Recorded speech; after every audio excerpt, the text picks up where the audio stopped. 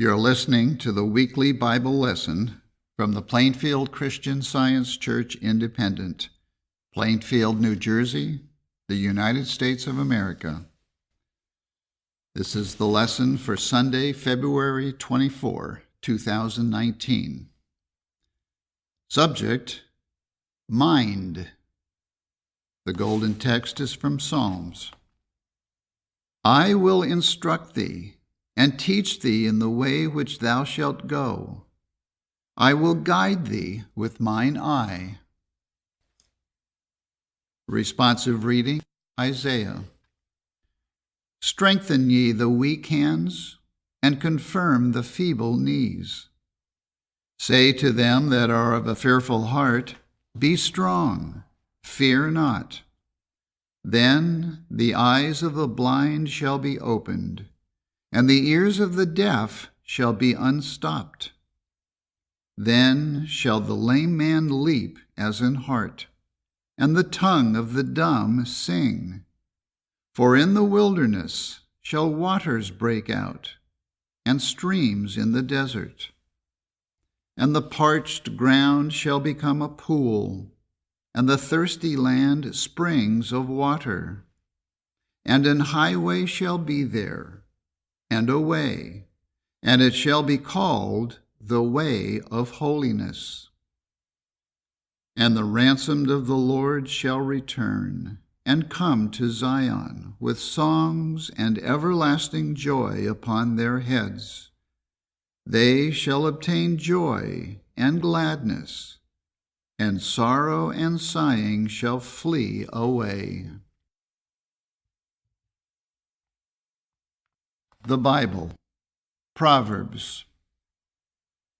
My son, if thou wilt receive my words, and hide my commandments with thee, so that thou incline thine ear unto wisdom, and apply thine heart to understanding, yea, if thou criest after knowledge, and liftest up thy voice for understanding, if thou seekest her as silver, and searchest for her as for hid treasures, then shalt thou understand the fear of the Lord, and find the knowledge of God. For the Lord giveth wisdom, out of his mouth cometh knowledge and understanding. He layeth up sound wisdom for the righteous. He is a buckler to them that walk uprightly. He keepeth the paths of judgment, and preserveth the way of his saints. 1 Kings. And Solomon said, Thou hast showed unto thy servant David my father great mercy, according as he walked before thee in truth, and in righteousness, and in uprightness of heart with thee. And thou hast kept for him this great kindness, that thou hast given him a son to sit on his throne, as it is this day. And now, O Lord my God, thou hast made thy servant king instead of David my father. And I am but a little child. I know not how to go out or come in. And thy servant is in the midst of thy people, which thou hast chosen, a great people, that cannot be numbered nor counted for multitude. Give therefore thy servant an understanding heart to judge thy people, that I may discern between good and bad. For who is able to judge this, thy so great a people? And the speech pleased the Lord, that Solomon had asked this thing. And God said unto him, Because thou hast asked this thing, and hast not asked for thyself long life, neither hast asked riches for thyself, nor has asked the life of thine enemies, but has asked for thyself understanding to discern judgment, behold, I have done according to thy words. Lo, I have given thee a wise and an understanding heart, so that there was none like thee before thee, neither after thee shall any arise like unto thee. And God gave Solomon wisdom and understanding exceeding much, and largeness of heart, even as the sand that is on the seashore. And Solomon's wisdom excelled the wisdom of all the children of the east country, and all the wisdom of Egypt, for he was wiser than all men. And he spake 3,000 proverbs, and his songs were 1,005. And there came of all people to hear the wisdom of Solomon, from all kings of the earth, which had heard of his wisdom. Job. I will fetch my knowledge from afar, and will ascribe righteousness to my Maker. For truly my words shall not be false. He that is perfect in knowledge is with thee. Behold, God is mighty, and despiseth not any. He is mighty in strength and wisdom. He withdraweth not his eyes from the righteous, but with kings are they on the throne. Yea, he doth establish them forever, and they are exalted. He openeth also their ear to discipline, and commandeth that they return from iniquity. If they obey and serve him, they shall spend their days in prosperity, and their years in pleasures. Matthew. The same day went Jesus out of the house, and sat by the seaside. And great multitudes were gathered together unto him, and he spake many things unto them in parables. And the disciples came and said unto him, Why speakest thou unto them in parables? He answered and said unto them, Because it is given unto you to know the mysteries of the kingdom of heaven, but to them it is not given. Therefore speak I to them in parables, because they, seeing, see not, and hearing they hear not, neither do they understand.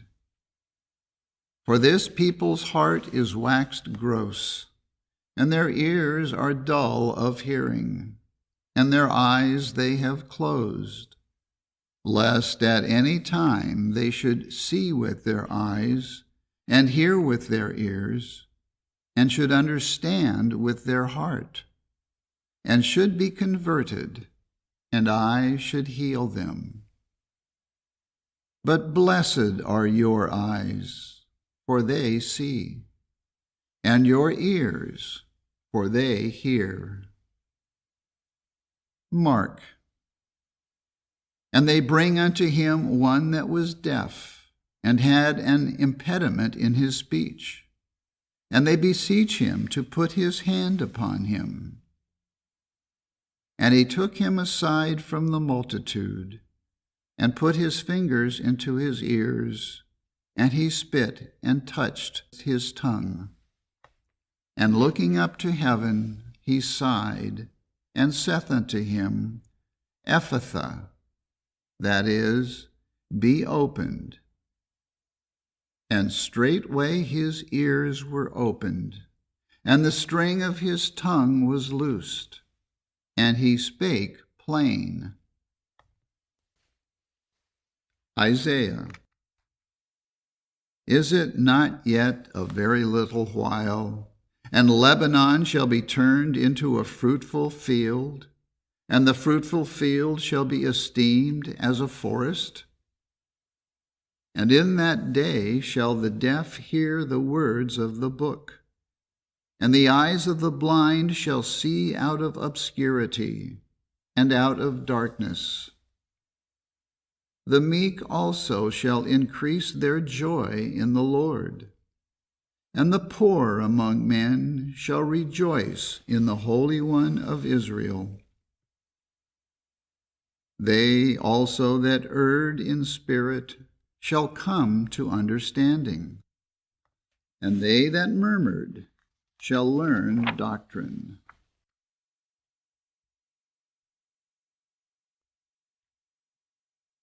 I shall read correlative passages from the Christian Science textbook, Science and Health with Key to the Scriptures, by Mary Baker Eddy. The starting point of divine science is that God, Spirit, is all in all, and that there is no other might nor mind, that God is love, and therefore He is divine principle. Divine metaphysics, as revealed to spiritual understanding, shows clearly that all is mind, and that mind is God, omnipotence, omnipresence, omniscience. That is, all power, all presence, all science.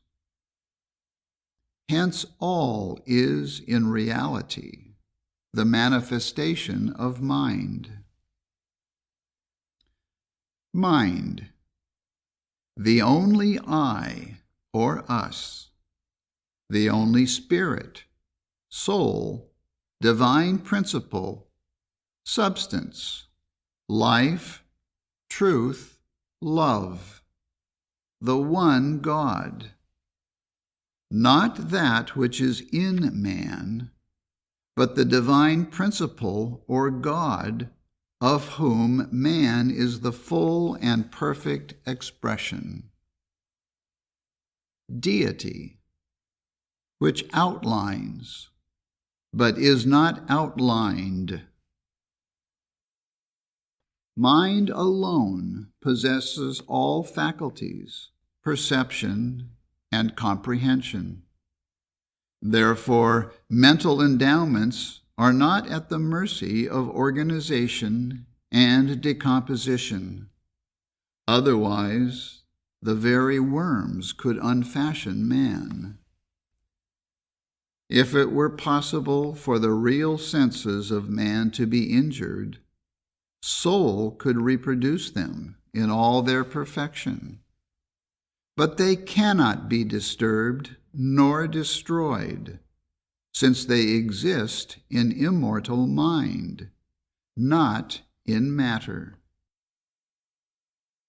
Eyes, spiritual discernment, not material, but mental. Jesus said, thinking of the outward vision, "Having eyes, see ye not?" Mark 8. Ears, not organs of the so-called corporeal senses, but spiritual understanding. Jesus said, referring to spiritual perception, "Having ears, hear ye not?" Mark 8. Sight, hearing, all the spiritual senses of man are eternal. They cannot be lost. Their reality and immortality are in spirit and understanding, not in matter. Hence their permanence. If this were not so, man would be speedily annihilated. If the five corporeal senses were the medium through which to understand God, then palsy, blindness, and deafness would place man in a terrible situation, where he would be like those having no hope and without God in the world. But as a matter of fact, these calamities often drive mortals to seek and to find a higher sense of happiness and existence.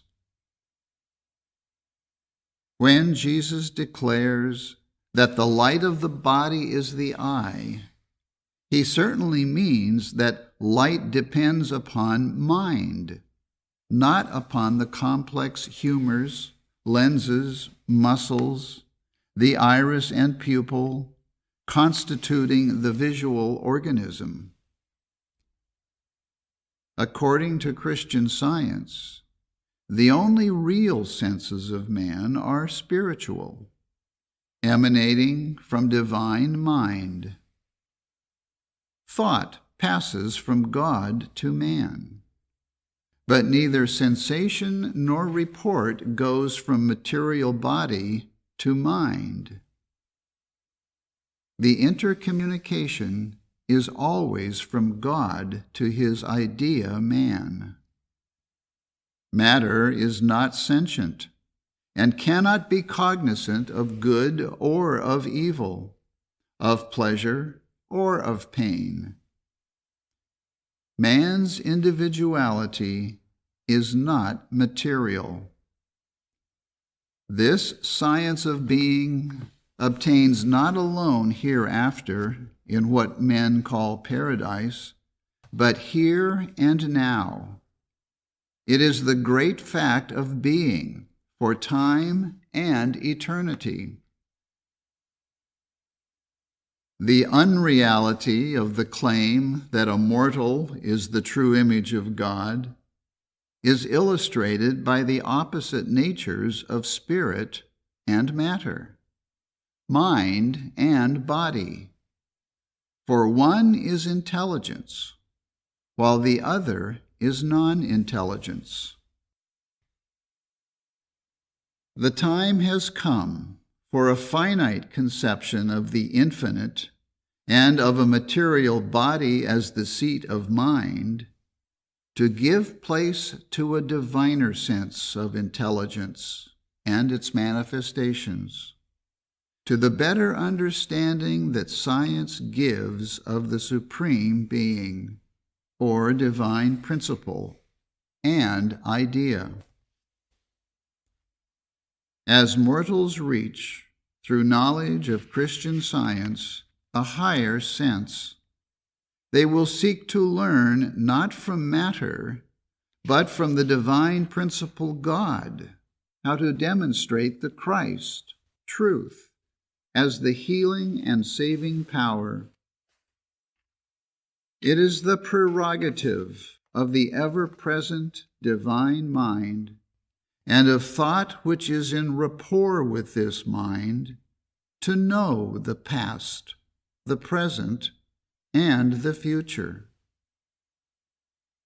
Acquaintance with the science of being enables us to commune more largely with the divine mind, to foresee and foretell events which concern the universal welfare, to be divinely inspired, yea, to reach the range of fetterless mind.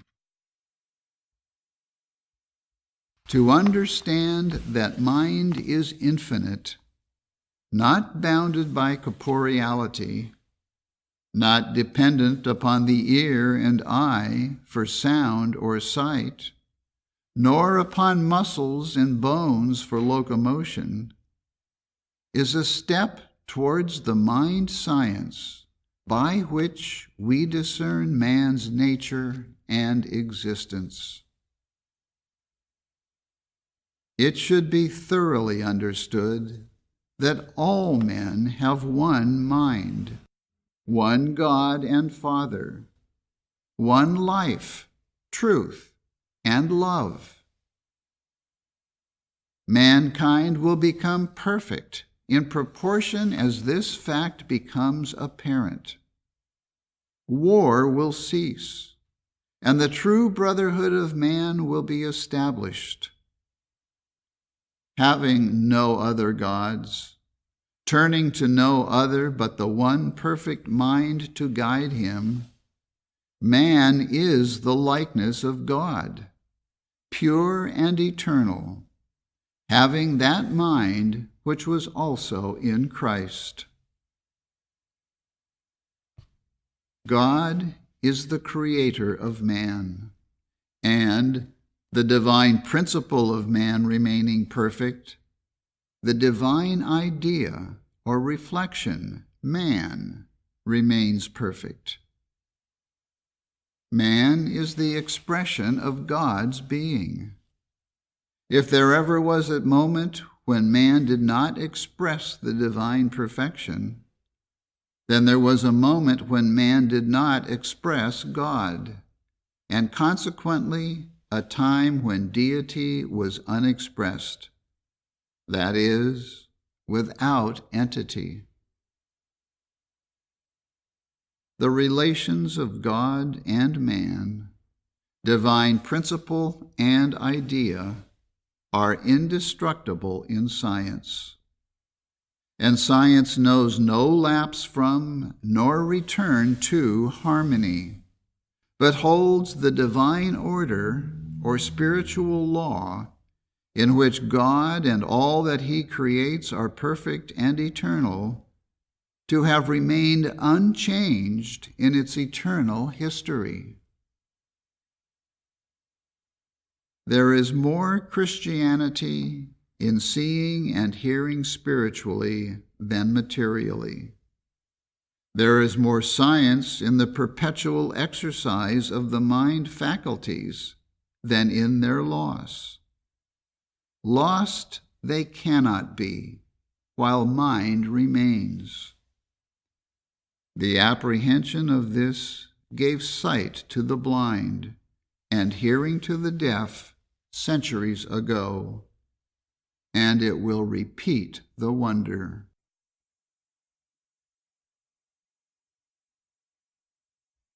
I will now read the 3 daily duties given by Mary Baker Eddy in the Church Manual.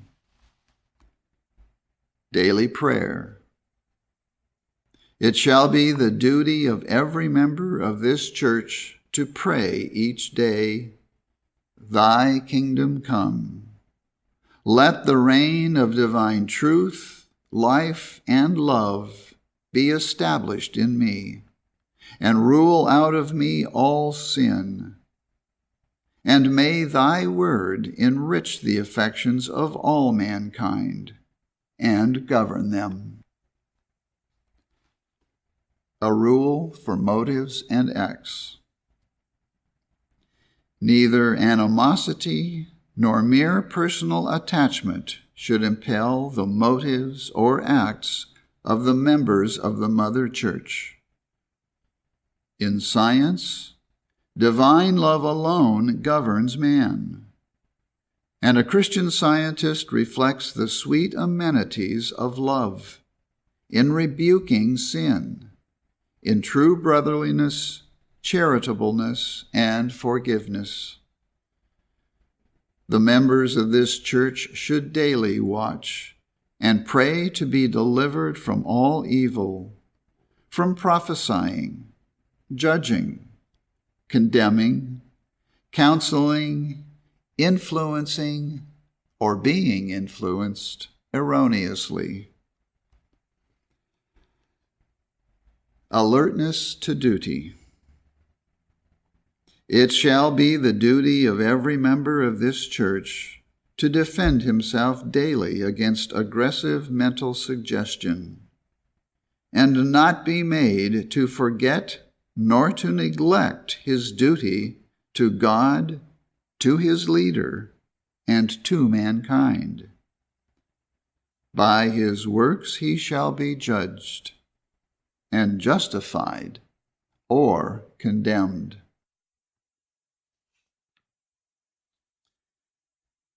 This Bible lesson was prepared by the Plainfield Christian Science Church Independent.